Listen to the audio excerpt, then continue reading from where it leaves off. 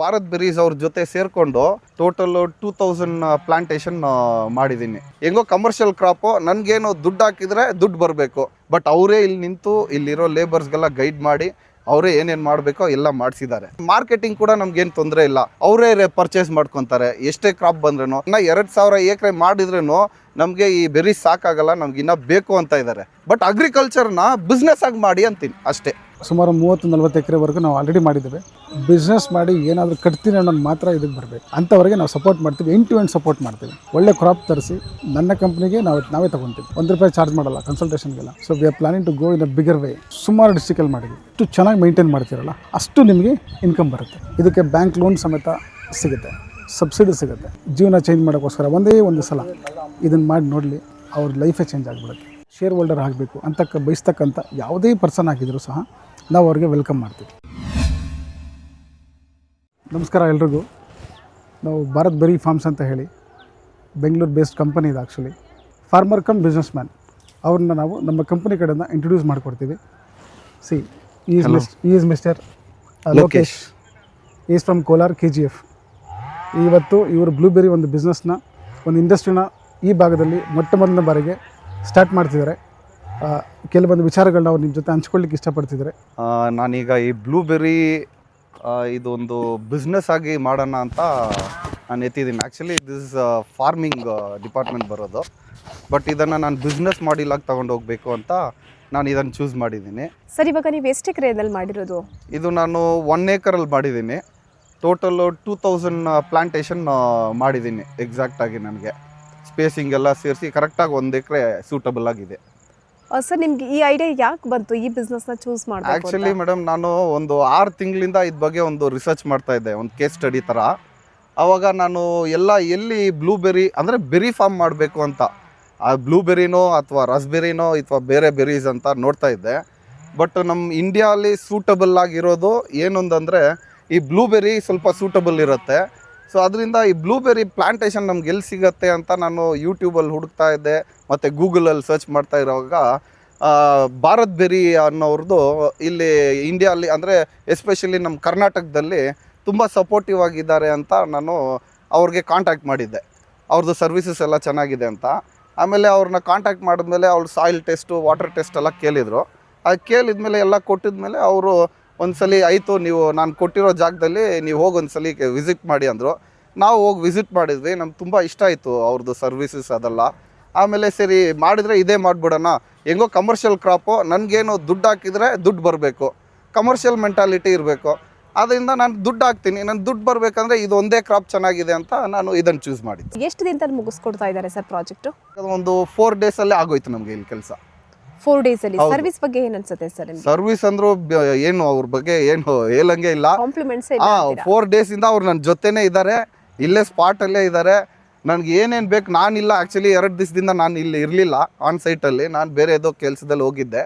But ಅವರೇ ಇಲ್ಲಿ ನಿಂತು ಇಲ್ಲಿರೋ ಲೇಬರ್ಸ್ಗೆಲ್ಲ ಗೈಡ್ ಮಾಡಿ ಅವರೇ ಏನೇನು ಮಾಡಬೇಕೋ ಎಲ್ಲ ಮಾಡಿಸಿದ್ದಾರೆ. ಬೇರೆಯವರು ಕೂಡ ಈ ಬ್ಲೂಬೆರಿ ಬಿಸ್ನೆಸ್ನ ಸರ್ಗಳ ಕಡೆಯಿಂದ ಎಕ್ಸ್ಪೆಕ್ಟ್ ಮಾಡ್ಬೋದಾ, ಚೂಸ್ ಮಾಡ್ಬೋದಾ ಇವ್ರನ್ನ? ಇಲ್ಲ, ಮಾಡಬೇಕು ಅಂತೀನಿ, ನಾನು ಮಾಡಲಿ ಅಂತೀನಿ. ಯಾಕಂದರೆ ಒಂದ್ಸಲಿ ಅವರು ದೊಡ್ಡ ಮಟ್ಟಿಗೆ ಹೋಗಿಲ್ಲ ಅಂದ್ರೇನು ಸ್ಟಾರ್ಟಿಂಗಲ್ಲಿ ಅಟ್ಲೀಸ್ಟ್ 1000 ಪ್ಲಾಂಟ್ಸಲ್ಲೂ ಸ್ಟಾರ್ಟ್ ಮಾಡಲಿ. ಈಗ ನಾನು 1 ಏಕರ್ ಅನ್ನೋದು ಇದು ಜಸ್ಟ್ ಆಸ್ ಎ ಸ್ಯಾಂಪಲಾಗಿ ಹಾಕಿರೋದು. ನಾನು ಇನ್ನು ಒಂದು 2 ಇಯರ್ಸ್ ಆದಮೇಲೆ ಇದನ್ನು ದೊಡ್ಡ ಮಟ್ಟಕ್ಕೆ ತೊಗೊಂಡು ಹೋಗಬೇಕು ಅಂತ ನಾನು ಯೋಚನೆ ಮಾಡಿದ್ದೀನಿ.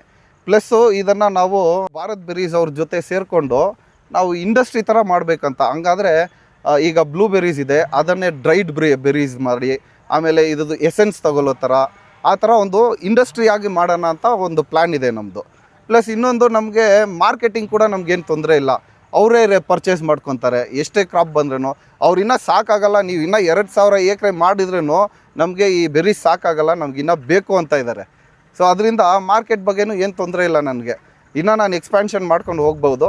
ಇನ್ನೊಂದು ಮೇಯ್ನ್ ಏನಂದರೆ ನಮ್ಮ ಟ್ಯಾಕ್ಸ್ಲೆಸ್ ಇನ್ಕಮ್ ಎಲ್ರಿಗೂ ಇದೇ ಬೇಕು. ಈಗಿರೋ ಬಿಸ್ನೆಸ್ ಪೀಪಲ್ ಎಲ್ಲರ ಮೈಂಡ್ ಸೆಟ್ಟು ಅಯ್ಯೋ ಟ್ಯಾಕ್ಸ್ ಹೆಂಗೆ ಬಚಾವ್ ಮಾಡೋದು, ಹೆಂಗೆ ಇದನ್ನು ಉಳಿತಾಯ ಮಾಡಬೇಕಂತ ನೋಡ್ತಾ ಇದ್ದಾರೆ.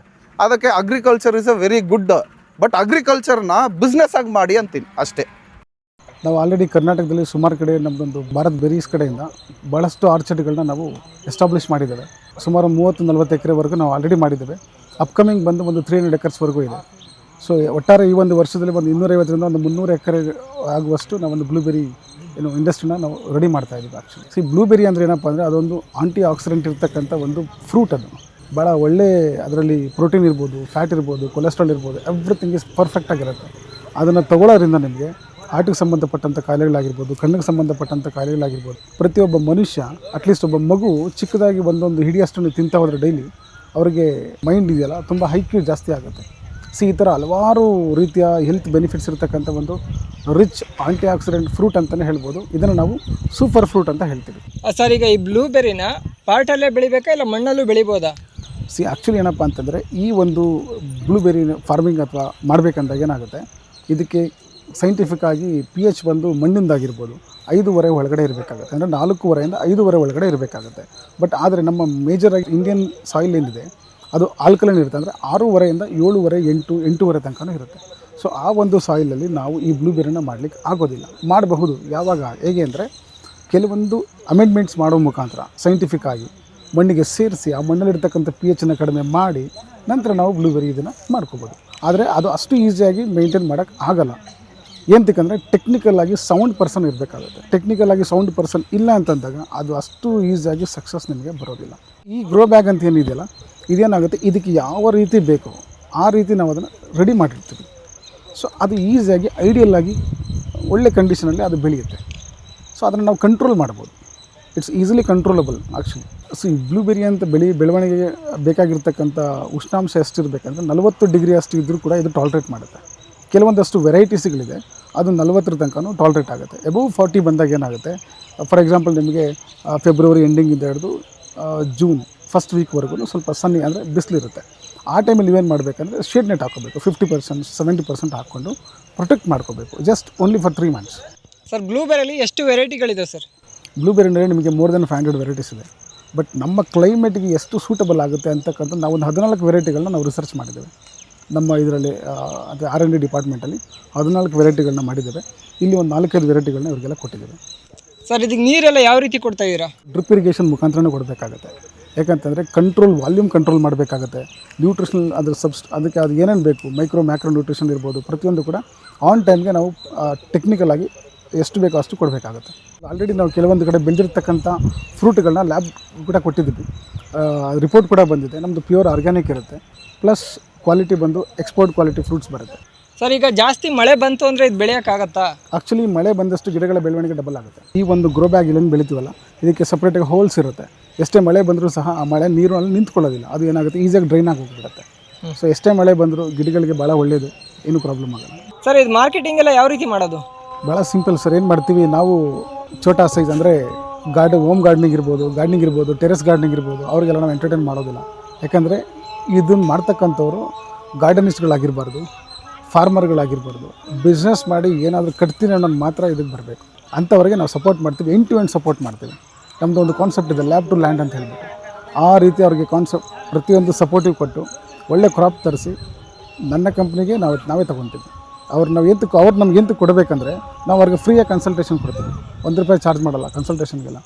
ಕಂಪ್ಲೀಟಾಗಿ ಟೆಕ್ನಿಕಲ್ ಎಕ್ಸ್ಪರ್ಟ್ಸ್ ಅಂತ ಹಿಡಿದು ಅಗ್ರೋನಮಿಸ್ಟ್ಗಳು ವಿಸಿಟ್ ಮಾಡ್ತಾರೆ, ಅವಶ್ಯಕತೆ ಇರೋ ಸೈಂಟಿಸ್ಟ್ಗಳು ವಿಸಿಟ್ ಮಾಡ್ತಾರೆ.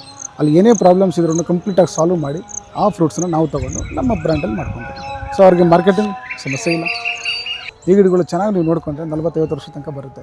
ಬಟ್ ನೀವು ಯಾವಾಗ ಮೇಂಟೆನೆನ್ಸ್ ಮಾಡೋಕ್ಕಾಗಲ್ಲ, ಪ್ರಾಪರಾಗಿ ಟೆಕ್ನಿಕಲಾಗಿ ಮೇಂಟೈನ್ ಮಾಡೋಕ್ಕಾಗಲ್ಲ, ಅವಾಗ ಏನಾಗುತ್ತೆ, ಟೆಕ್ನಿಕಲ್ ಒಂದೇ ಅಲ್ಲ ಸೈಂಟಿಫಿಕಾಗಿ ಕೂಡ ಮೇಂಟೈನ್ ಮಾಡಬೇಕು. ಆವಾಗ ಮಾತ್ರ ನಿಮಗೆ ಒಂದು 25, 30, 40 ವರ್ಷ ಆರಾಮಾಗಿ ಬರುತ್ತೆ. ನಮ್ಮದೇನಪ್ಪ ಅಂದರೆ ಎಲ್ಲ ನಮ್ಮದು ಕಂಪ್ಲೀಟು. ಅವರಿಗೆ ಪ್ರತಿ ಒಂದು ವಾರ ಆಗಿರ್ಬೋದು, ಮಂತ್ಲಿ ಆಗಿರ್ಬೋದು, SOPಗಳು ಕೊಟ್ಬಿಡ್ತೀವಿ ಅವ್ರಿಗೆ. ಸ್ಟ್ಯಾಂಡರ್ಡ್ ಪ್ರೊಸೀಜರ್, ಆಪ್ರೇಟಿಂಗ್ ಪ್ರೊಸೀಜರ್ಸ್ ಕೊಟ್ಬಿಟ್ಟು ನಂತರ ಮ್ಯಾನ್ಯಲಾಗಿ ಕೂಡ ನಾವು ಕಾಲ್ ಮಾಡಿ ಏನು ಫರ್ಟಿಗೇಷನ್ ಆಗ್ತಿದ್ದೀರಾ, ಏನು ಮಾಡ್ತಿದ್ದೀರಾ, ಪ್ರತಿಯೊಂದನ್ನು ಕೂಡ ನಾವು ಟ್ರ್ಯಾಕಲ್ಲಿ ಇಟ್ಕೊಂಡಿರ್ತೀವಿ. ಸೈಟ್ ವಿಸಿಟು ಮಾಡ್ತೀರಾ? 100% ಮಾಡಲೇಬೇಕಲ್ಲ. ಇವೆಲ್ಲ ಬಂದು ಏನೋ ಫೋನಲ್ಲಿ ಕೂತ್ಕೊಂಡು ಆನ್ಲೈನಲ್ಲಿ ಕಾಲ್ ಮಾಡಿ ಸೊಲ್ಯೂಷನ್ ಕೊಡ್ತೀನಿ ಸಾಧ್ಯ ಇಲ್ಲ. ಆನ್ ದ ಸ್ಪಾಟ್ ಹೋಗಬೇಕು, ಫಿಸಿಕಲ್ ವೆರಿಫಿಕೇಷನ್ ಮಾಡಿ ನಾವು ಇದು ಕೊಡಬೇಕು. ಸರ್, ಇದು ನಿಮ್ಮ ಕಂಪ್ನಿ ಎಲ್ಲಿದೆ ಸರ್? ಇದು ನಮ್ಮದು ಕಂಪ್ನಿ ಬಂದು ಬೆಂಗಳೂರು ಬೇಸ್, ಕನಕಪುರದಲ್ಲಿದೆ. ಈ ನೆಕ್ಸ್ಟ್ ಸಕಲೇಶ್ಪುರದಲ್ಲಿ ಮಾಡ್ತಾಯಿದ್ದೀವಿ. ನೆಕ್ಸ್ಟ್ ಬಂದು ಬೆಳಗಾವಲ್ಲಿ ಮಾಡ್ತಾಯಿದ್ದೀವಿ. So we are planning to go in a bigger way. ಏನಕ್ಕಪ್ಪ ಈ ಬಿಗರ್ ವೇ ಮಾಡ್ತಿದ್ವಿ ಅಂದರೆ, ನಮ್ಮದು ಕಂಪ್ನಿ ಹೆಸರು ಭಾರತ್ ಬೆರೀಸ್ ಅಂತ ಏನಕ್ಕೆ ಇಟ್ವಿ ಅಂದರೆ, ನಮ್ಗೆ ಆಲ್ರೆಡಿ ನಿಮಗೆ ಸ್ಟಾರ್ಟಿಂಗೆಲ್ಲ ಹೇಳಿದೆ, ನಾವು ಭಾರತೀಯನಾಗಿ 4 ಜನಕ್ಕೆ ನಾನು ಗೌರವ ಕೊಡೋಕ್ಕೆ ಇಷ್ಟಪಡ್ತೀನಿ.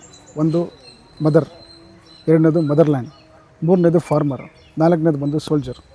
ಯಾಕೆಂದರೆ ಮದರ್ ಅನ್ನೋಳು ಒಂದು ಫ್ಯಾಮಿಲಿ ಹೆಲ್ತ್ ಬಗ್ಗೆ ಕಾಪಾಡ್ತಾನೆ. ಸೋಲ್ಜರ್ ಅನ್ನೋನು ನಮ್ಮ ಇಂಡಿಯಾದ ಹೆಲ್ತನ್ನು ಕಾಪಾಡ್ತಾನೆ. ಅವನಿಲ್ಲಾಂದ್ರೆ ನಾವು ಇರೋಕ್ಕಾಗಲ್ಲ, ಇಷ್ಟು ಫ್ರೀಯಾಗಿ ಕೂಡ ಮಾತಾಡೋಕೆ ಕೂಡ ಆಗಲ್ಲ. ಅದೇ ಥರ ಈ ಒಂದು ಮದರ್ ಅನ್ನೋ ಏನು ಬರುತ್ತಲ್ಲ, ಯಾವುದೇ ಒಬ್ಬ ಅದು ಹೌಸ್ ವೈಫ್, ಅವ್ರ ಮಾಮ್ಸ್ ಮೈಂಡ್ ಅಂತ ಹೇಳ್ತೀವಿ, ಅವರು ನೆಕ್ಸ್ಟು ಫ್ಯೂಚರಲ್ಲಿ ನಮ್ಮ ಆರೋಗ್ಯಕ್ಕೋಸ್ಕರ ಅವರೊಂದು ಗ್ರಾಸರಿ ಲಿಸ್ಟ್ನಲ್ಲಿ ನಮ್ಮ ಒಂದು ಬ್ಲೂಬೆರಿನ ಹಾಕೋಬೇಕಾಗುತ್ತೆ. ಬಿಕಾಸ್ ಅಷ್ಟು ಬೆನಿಫಿಟ್ಸು ಇದರಲ್ಲಿ ಅದಿದೆ. ಸರ್ ಕರ್ನಾಟಕದ ಯಾವ್ಯಾವ ಭಾಗದಲ್ಲಿ ಈಗ ಮಾಡಿದ್ದೀರಾ ಸರ್? ಕರ್ನಾಟಕದಲ್ಲಿ ನಾವು ಹಾಸನ ಕಡೆ ಮಾಡಿದ್ದೀವಿ, ಬೆಳಗಾಮಲ್ಲಿದೆ, ಸುಮಾರು ಡಿಸ್ಟಿಕಲ್ಲಿ ಮಾಡಿದ್ದೀವಿ, ಸುಮಾರು ಕಡೆ ಮಾಡಿದ್ದೀವಿ. ಎಲ್ಲ ವೆದರ್ಗೂ ಸೂಟ್ ಆಗುತ್ತೆ. ಎಲ್ಲ ವೆದರ್ಗೂ ನಾವು ಸೂಟ್ ಮಾಡಿಸ್ತೀವಿ. ಸರ್ ಬೈಬ್ಯಾಕ್ ಆಪ್ಷನ್ ಅಂತ ನೀವು ಕ್ಲಿಯರ್ ಆಗಿ ಹೇಳಿದ್ರಿ, ಅದು ಹೇಗೆ ಸರ್? ಏನು ಕಂಪ್ಲೀಟ್ ಸೆಟಪ್ ಮಾಡಿಸ್ತೀವಲ್ವ, ಅಲ್ಲಿಂದ ಹಿಡಿದು ಕೊನೆಯ ಹಂತದವರೆಗೂ ಸ್ಟ್ಯಾಂಡರ್ಡ್ನ ಮೇಂಟೈನ್ ಮಾಡ್ತೀವಿ. ಯಾಕೆಂದರೆ ಇದಕ್ಕೊಂದು ಫ್ರೂಟ್ಗೆ ಒಂದು ಬೆಲೆ ಇದೆ, ಅದಕ್ಕೊಂದು ಸ್ಟೇಟಸ್ ಇದೆ. ಅದನ್ನು ಅದೇ ರೀತಿ ಮೇಂಟೈನ್ ಮಾಡಿ ಕ್ವಾಲಿಟಿ ಬಂದಾಗ ಮಾತ್ರ ನಿಮಗೆ ಪ್ರೈಸ್ ಬರ್ತಕ್ಕಂಥದ್ದು. ಕ್ವಾಲಿಟಿ ಇಲ್ಲ ಅಂದರೆ ನಿಮಗೆ ಪ್ರೈಸ್ ಬರೋದಿಲ್ಲ. ಸೊ ಆ ಕ್ವಾಲಿಟಿನ ನೀವು ಎಷ್ಟು ಚೆನ್ನಾಗಿ ಮೇಂಟೈನ್ ಮಾಡ್ತೀರಲ್ಲ ಅಷ್ಟು ನಿಮಗೆ ಇನ್ಕಮ್ ಬರುತ್ತೆ. ಸಕಲೇಶ್ಪುರದಲ್ಲಿ 100 acres ಇದೆ, ಮಡಿಕೇರಿನಲ್ಲಿ 100 acre ಇದೆ, ಮತ್ತು ಬೆಳಗಾಂನಲ್ಲಿ 100ಇಂದ 150 acres. ಸೊ ಇಲ್ಲಿ ನಾವು ಸಂಪೂರ್ಣವಾಗಿ ಟ್ರಾನ್ಸ್ಪರೆನ್ಸಿ ರೀತಿಯಲ್ಲಿ ಸರಿಯಾದ ಕಂಪ್ನಿ ಮುಖಾಂತರ ಮಾಡ್ತಾಯಿದ್ದೀವಿ. ಅದಕ್ಕೆ ಯಾರಾದರೂ ಆಸ್ಪಿರೆಂಟ್ಸ್ ಅಥವಾ ಇಂಟ್ರೆಸ್ಟ್ ಇರ್ತಕ್ಕಂಥ ಯಾವುದೇ ಈ ಬಿಸ್ನೆಸ್ಸಲ್ಲಿ ಇನ್ವಾಲ್ವ್ ಆಗಬೇಕು, ನಾನು ಕೂಡ ಕಂಪನಿಯಿಂದ ಪ್ರಾಫಿಟ್ನ ತೊಗೋಬೇಕು, ಶೇರ್ ಹೋಲ್ಡರ್ ಆಗಬೇಕು ಅಂತ ಬಯಸ್ತಕ್ಕಂಥ ಯಾವುದೇ ಪರ್ಸನ್ ಆಗಿದ್ದರೂ ಸಹ ನಾವು ಅವ್ರಿಗೆ ವೆಲ್ಕಮ್ ಮಾಡ್ತೀವಿ. ಸರ್ ಬ್ಲೂಬೆರಿ ಬಿಸ್ನೆಸ್ನ ಚೂಸ್ ಮಾಡೋರಿಗೆ ಏನು ಹೇಳಲಿಕ್ಕೆ ಇಷ್ಟಪಡ್ತೀರಾ ಫೈನಲಿ? ಭಾಳ ಸಿಂಪಲ್ ಮೇಡಮ್, ಜೀವನದಲ್ಲಿ ಏನಾದ್ರು ಮಾಡಬೇಕಾ, ಒಂದು ಹೆಜ್ಜೆ ಮುಂದೆ ಇಟ್ಟು ಬ್ಲೂಬೆರಿ ಮಾಡಿ. ಅದು ನಿಮ್ಮನ್ನು 100 ಹೆಜ್ಜೆ ನಡೆಸುತ್ತೆ ಮುಂದಕ್ಕೆ. ಎಲ್ಲಿ ಕರ್ಕೊಂಡೋಗಿ ಬಿಡುತ್ತೆ ಅಂದರೆ ನೀವು ಇಮ್ಯಾಜಿನೇಷನ್ ಕೂಡ ಮಾಡೋಕ್ಕಾಗಲ್ಲ. ಅಂಥ ಒಂದು ಜಾಗದಲ್ಲಿ ತೊಗೊಂಡಾಗ ಅವ್ರನ್ನ ನಿಲ್ಲಿಸುತ್ತೆ. ಹಾಗಾಗಿ ಬೇರೆ ಎಲ್ಲ ಕೃಷಿಗಳನ್ನ ಮಾಡಿರ್ತಾರೆ, ಎಲ್ಲ ಥರ ಟ್ರೈ ಮಾಡಿ ಕೃಷಿ ಮಾಡಿ ಅದು ಮಾಡಿ ಇದು ಮಾಡಿ ಕೈ ಸುಟ್ಕೊಂಡಿರ್ತಾರೆ. ಒಂದು ಸಲ ಜೀವನ ಚೇಂಜ್ ಮಾಡೋಕ್ಕೋಸ್ಕರ ಒಂದೇ ಒಂದು ಸಲ ಇದನ್ನು ಮಾಡಿ ನೋಡಲಿ, ಅವ್ರ ಲೈಫೇ ಚೇಂಜ್ ಆಗಿಬಿಡುತ್ತೆ. ನಮ್ಮದು ಮೇಯ್ನ್ ಒಂದು ಅಬ್ಜೆಕ್ಟಿವ್ಸ್ ಇದೆ, ಮೇನ್ ಉದ್ದೇಶ ಇದೆ. ಒಂದಷ್ಟು ರೈತರು ಅಥವಾ ಯಾರು ಇಂಡಸ್ಟ್ರಿಯಲಿಸ್ಟ್, ಯಾರು ಬಿಸ್ನೆಸ್ ಮ್ಯಾನ್ಗಳು ಇದನ್ನು ಮಾಡಬೇಕು ಅಂತ ಅನ್ಕೊತಾರಲ್ವ, ಅವ್ರನ್ನೆಲ್ಲರನ್ನು ಸೇರಿಸಿ ಒಂದು FPO ಮಾಡ್ತಾಯಿದ್ದೀವಿ. ಸೊ ಅದಕ್ಕೂ ಕೂಡ ನಮ್ಮ ಜೊತೆ ಬರ್ತಕ್ಕಂಥ ಪ್ರತಿಯೊಬ್ಬರಿಗೂ ಕೂಡ ಈ ಥರ ಒಂದು ಅವಕಾಶ ಸಿಗುತ್ತೆ. ಅದರ ಮುಖಾಂತರ ನಮ್ಮದೇ ಒಂದು ಓನ್ ಪ್ರೊಡ್ಯೂಸ್ ಮಾಡಿ, ನಮ್ಮ ಇವ್ರು ಹೇಳ್ದಂಗೆ, ನಮ್ಮ ಲೋಕೇಶ್ವರ್ ಹೇಳ್ದಾಗೆ ಟ್ಯಾಕ್ಸ್ 0, ಪ್ರತಿಯೊಂದಕ್ಕೂ ಟ್ಯಾಕ್ಸ್ ಕಟ್ಟಬೇಕು. ಬಿಸ್ನೆಸ್ ಹಂಗಲ್ಲಿ ಯೋಚನೆ ಮಾಡಿದಾಗ ವಿತೌಟ್ ಟ್ಯಾಕ್ಸ್ ನೀವು ದುಡ್ದಿರ್ತಕ್ಕಂಥದ್ದೆಲ್ಲ ನೀವೇ ಇಟ್ಕೋಬೋದು. ಇನ್ನೊಂದೇನಪ್ಪ ಮುಖ್ಯ ವಿಚಾರ ಏನಪ್ಪ ಅಂದರೆ, ಗೌರ್ಮೆಂಟಲ್ಲಿ ಈ ಕೃಷಿಗೆ ಅಥವಾ ಈ ಥರ ಒಂದು ಇನೋವೇಟಿವ್ ಮೆಥಡಲ್ಲಿ ಯಾರು ಅಗ್ರಿ ಬಿಸ್ನೆಸ್ನ ಮಾಡಬೇಕು ಅಥವಾ ಯಾರು ಅಗ್ರಿ ಎಂಟ್ರಪ್ರಿನರ್ ಆಗಬೇಕು ಅಂತ ಯೋಚನೆ ಮಾಡ್ತಕ್ಕಂಥ ಯೂತ್ಸ್ ಇರ್ಬೋದು, ಯಾರಿಗೆ ಬೇಕಾದ್ರೆ ಆಗಿರ್ಬೋದು, ಒಳ್ಳೊಳ್ಳೆ ಸ್ಕೀಮ್ಸ್ ಇದೆ. ಇದಕ್ಕೆ ಬ್ಯಾಂಕ್ ಲೋನ್ ಸಮೇತ ಸಿಗುತ್ತೆ, ಸಬ್ಸಿಡಿ ಸಿಗುತ್ತೆ, ಪ್ರೋತ್ಸಾಹ ಸಿಗುತ್ತೆ, ಎಲ್ಲ ಹೆಲ್ಪ್ ಮಾಡ್ತೀವಿ. ಪ್ರತಿಯೊಂದು ಫಾರ್ ಎಕ್ಸಾಂಪಲ್ ಏನಪ್ಪ ಅಂದರೆ, ನಮ್ಮ ಕಂಪನಿ ಕಡೆಯಿಂದ ಒಂದು ಕೋಲ್ಡ್ ಸ್ಟೋರೇಜ್ ಮಾಡಬೇಕಂದ್ರೂ ಸಬ್ಸಿಡಿ ಸಿಗುತ್ತೆ. ನೀವು ಕಂಪ್ಲೀಟ್ ಸಾಯಿಲ್ ಪ್ರಿಪ್ರೇಷನಿಂದ ಹಿಡಿದು ಇನ್ಸ್ಟಾಲೇಷನಿಂದ ಹಿಡಿದು ಈ ಲೇಬರ್ಸ್ ವೇಜಸ್ಸಿಂದ ಹಿಡಿದು ಪ್ರತಿಯೊಂದಕ್ಕೂ ಸಬ್ಸಿಡಿ ಇದೆ. ಅವ್ರು ಏನಾದ್ರು ಮಾಡಬೇಕಂದಾಗ ಒಂದು ಇನೋವೇಟಿವ್ ಮೆಥಡಲ್ಲಿ ಈ ಥರ ಯಂಗ್ಸ್ಟರ್ಸ್ ಇರ್ತಾರೆ ನೋಡಿ, ಅವ್ರು ಭಾಳ ನೀಟಾಗಿ ಪ್ಲ್ಯಾನ್ ಮಾಡಿ ಬಂದು is a business person, but ಇದರಲ್ಲಿ ಏನೋ ಒಂದು ಹೊಸದಾಗಿದೆ. ಈ ಥರ ಒಂದು ಅಗ್ರಿಕಲ್ಚರ್ ಎಂಟ್ರಪ್ರಿನರ್ಸ್ನ ಮಾಡಬೇಕು.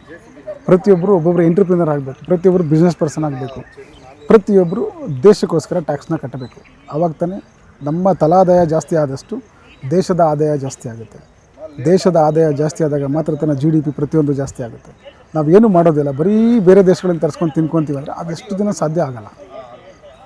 ಸೊ ಪ್ರತಿಯೊಂದು ಅಮೇರಿಕಾ ಇರ್ಬೋದು ಅಥವಾ ಪೆರು ಇರ್ಬೋದು, ಚಿಲಿ ಇರ್ಬೋದು, ಅವ್ರೇನು ಪ್ರೊಡ್ಯೂಸ್ ಮಾಡ್ತಾರಲ್ಲ, ಅವ್ರಿಗೆ 6 ತಿಂಗಳು ಚೆನ್ನಾಗಿರೋ 6 ತಿಂಗಳು ಚೆನ್ನಾಗಿರಲ್ಲ ರೀ, ಅವರೇ ಬೆಳೀತಾರೆ. ನಮ್ಮದು 12 ತಿಂಗಳು ಚೆನ್ನಾಗಿರುತ್ತೆ, ನಾವ್ಯಾಕೆ ಬೆಳಿಬಾರ್ದು? ಸರ್ ಅದು ಬ್ಲೂಬೆರಿಲಿ ಬೈ ಪ್ರಾಡಕ್ಟ್ಸ್ ಏನಾರು ಮಾಡ್ತಾಯಿದ್ದೀರಾ?